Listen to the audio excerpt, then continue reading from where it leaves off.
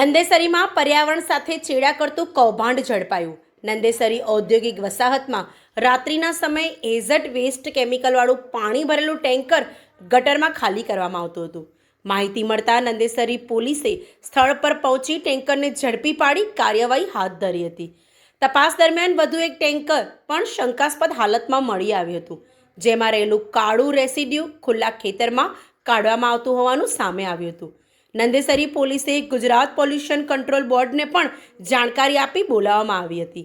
Gujarat pollution control બોર્ડના અધિકારી મેડમે જણાવ્યું હતું કે જે પણ કંપનીનું હશે તે કંપનીને કાયદેસરની કાર્યવાહી કરવામાં આવશે।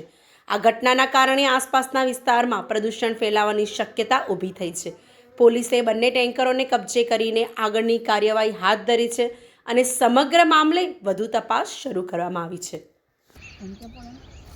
अरे हाँ आपने आज बीमार थे ना एना ओला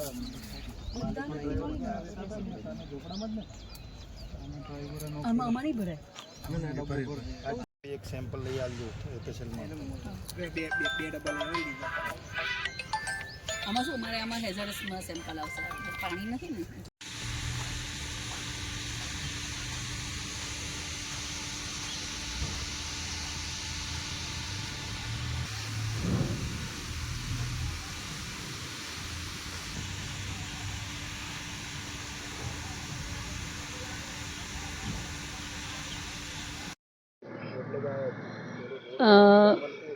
ગઈકાલે રાત્રે નંદેસરી પોલીસ સ્ટેશન તરફથી એક ઇન્ફોર્મેશન મળેલી પોલ્યુશન કંટ્રોલ બોર્ડને કે એક ટેન્કર એ લોકો દ્વારા નંદેસરી જીઆઈડીસીની અંદર જે સ્ટોર્મ વોટરની એક કાચું નાળું છે એની આગળ એ લોકો દ્વારા પકડાયેલું છે અને એનું અંદર શું કેમિકલ છે અને શું ડિસ્ચાર્જ થઈ રહ્યો હતો એના માટેની તપાસ માટે પોલ્યુશન કંટ્રોલ બોર્ડને માહિતી મળી હતી। એટલે આજરોજ મારી ટીમ સાથે હું અહીંયા એ ચેક કરવા માટે આવી છું અને જે પણ કોઈ ટેન્કર અમને મળ્યા છે, 2 ટેન્કરની માહિતી હતી અને બંને ટેન્કરમાંથી એક ટેન્કરમાંથી જે મટીરિયલ હતું એ બંનેના સેમ્પલ બંનેના લીધા છે અને ફિંગરપ્રિન્ટિંગ માટે એનાલિસિસ માટે અમે આગળની કાર્યવાહી હાથ ધરી રહ્યા છીએ।